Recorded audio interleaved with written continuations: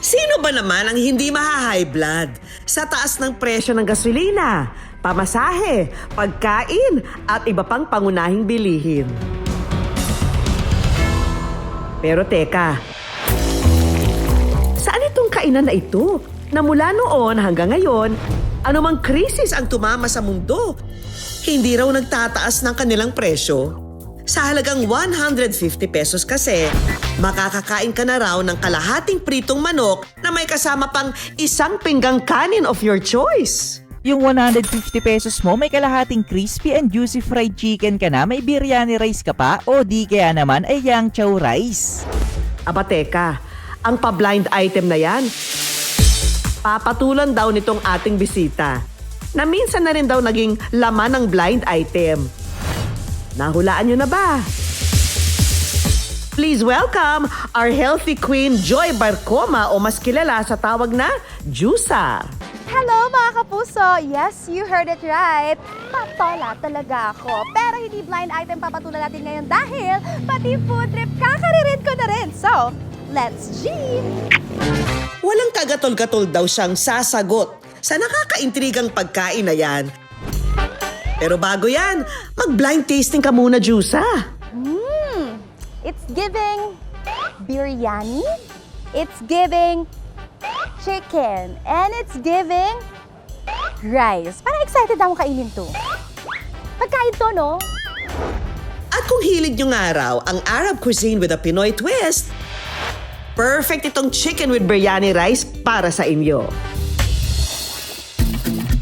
Ang pasimuno ng kainan, ang Pinoy-Nigerian na si Mecca. Bilang half Filipino, pasok din sa akin yung taste ng ng Filipino taste. So siguro mas naiintindihan ko lang kaysa sa mga kapatid natin na Arabic, yung panlasa ng Pinoy. So siguro yun yung naging advantage namin.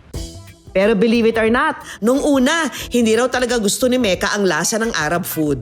Yung nanay ko kasi is OFW sa UAE. Nagkaroon ako ng pagkakataon para mag-travel doon. Then nung naamoy ko pa lang yung biryani, hindi ko talaga siya gusto. Parang nasusuka ako. Halos 2 buwan din siyang namalagi rito at kalaunan ay nasanay rin kumain ng Arab food. Kaya nang umuwi sa Pilipinas noong pandemic, ang pagkain ito hinanap-hanap daw ng kanyang panlasa. At dahil limitado ang paglabas noon, hindi raw niya matiis ang kanyang cravings. At sinubukang mag-eksperimento sa sarili niyang kusina.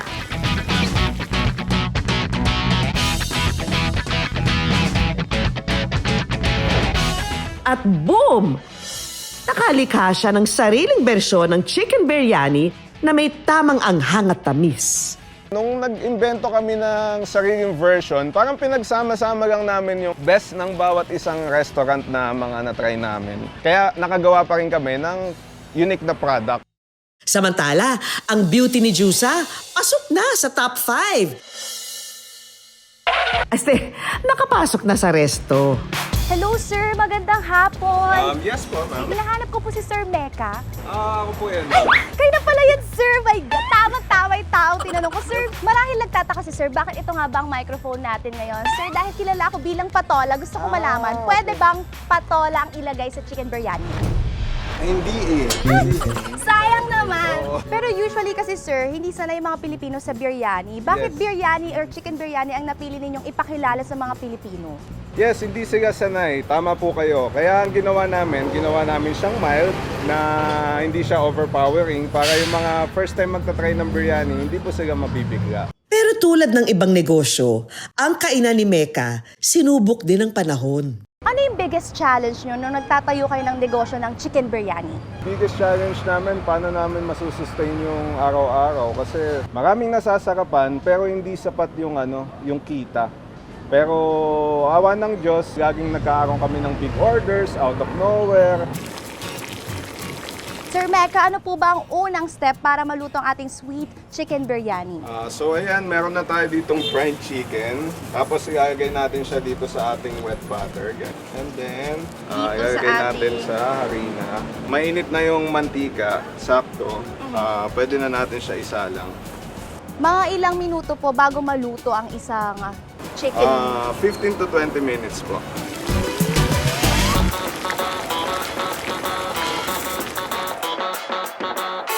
at luto na nga po ang ating chicken biryani. Sir, paano nyo prepare ang plating ninyo? So, yung mga mag-order sa amin ng 99, Ganto karaming kanin. ganito karaming rice yung makukuha nyo. At mind you guys, yung kanin na to timplado din to. Biryani siya. Mag-asa po. Ayan, meron na po siyang half chicken. Then, ito po yung mga toppings na ilalagay natin.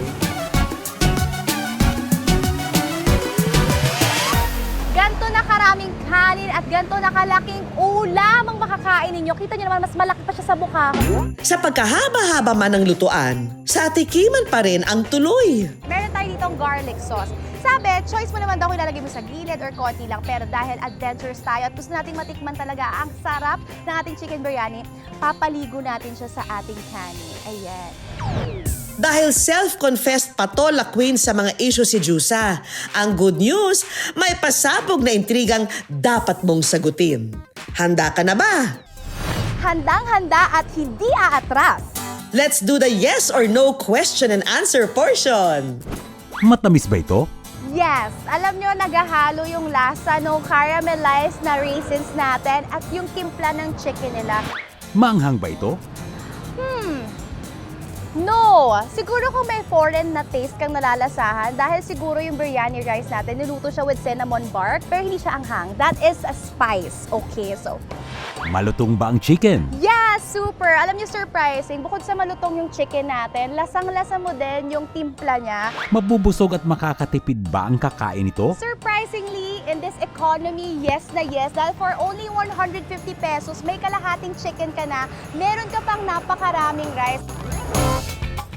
Si Mecca, patuloy pa rin daw magsusumikap para palaguin ang sinimulang negosyo. At ang pangako niya sa kanyang mga parokyano? Tao talaga yung priority namin dito. So, hindi talaga kami nagtaas kahit na doble na yung presyo ng gasol, kahit na medyo may nagtataas na rin yung mga manok, yung mga bigas.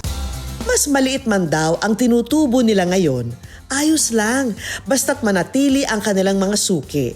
O mas dumami pa para magtuloy-tuloy pa rin ang kita. Happy kami kapag happy yung mga tao.